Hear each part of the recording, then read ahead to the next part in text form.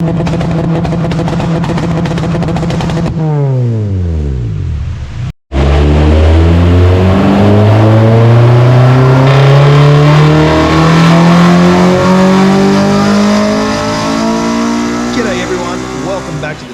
Turbo Tristan here, and today we're at Dyno Day. We are down at MotorCorp Solutions with the famous Marlon Chong from Chong Data, aka FAH Performance.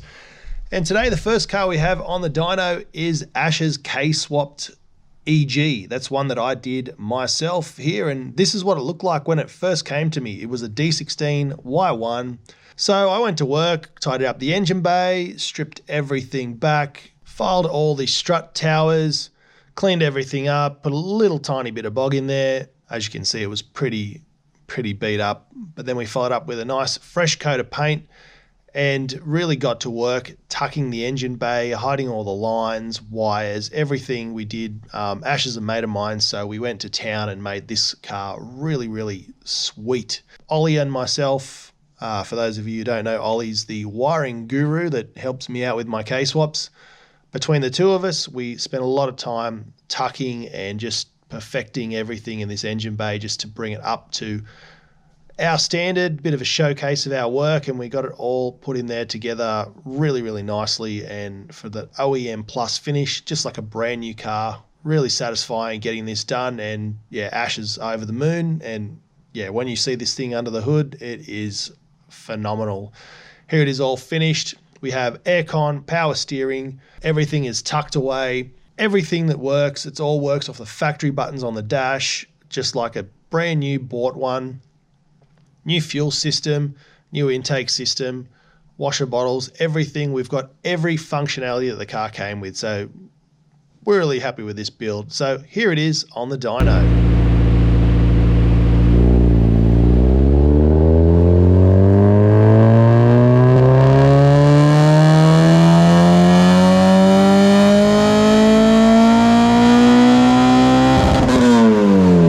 When he was in town, he put a little bit of a tune on the car, so being that he does this all day, every day, he knew what he was doing without the dyno there. Punched a few numbers, a little bit of a page up on the Honda, and we started off the day with 136 kilowatts. Now, one thing that really changed on this car since it left is it was too loud before with the exhaust that was on it, and both Ash and I agreed, so I went to town and put an SP Mufflers twin loop 3-inch exhaust on there. According to Marlon, these rob you of around about 7 to 10 kilowatts, so just keep that in the back of your mind. But we do want this car streetable, and we want this car to be nice to drive and not upset the neighbours and not get defected, so that's why it's on there. It did cost us about 10 kilowatts though, but enjoy the sounds. This is a very angry little Civic.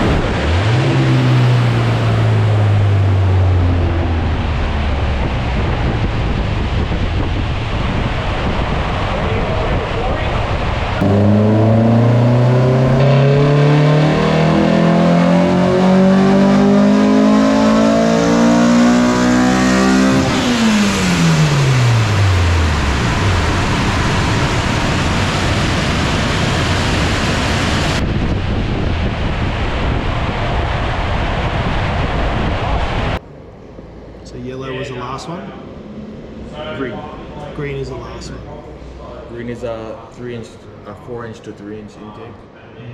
The next car we have on the dyno is Vass's car. Now, Vass is a buddy of mine. He's been coming to me for a couple of months, most of the year actually, and I've been doing little bits and pieces to his car.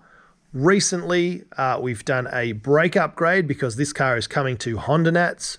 So we've got the Type R brakes in the front. That's a 282mm rotors, pads, and calipers, all from spoolup.com.au. We also then upgraded to discs in the rear with discs and pads from spoolup.com.au. And he also came in for a major upgrade, which is a 50-degree VCT gear, SuperTech double valve springs, retainers, and the collets, and a new timing chain tensioner.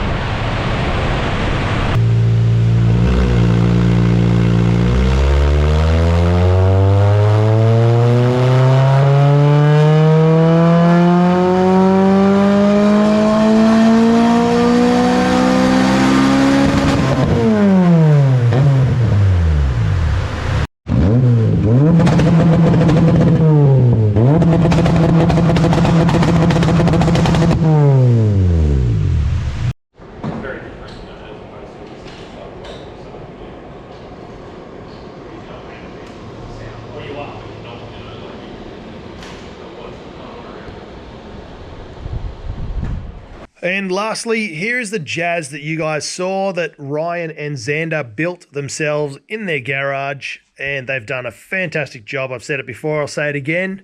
They managed to get the car here and on the dyno, started the preliminary tuning. The car was on the dyno for about 25 minutes, 30 minutes until we started to see some issues, which was clutch slip and some things like that.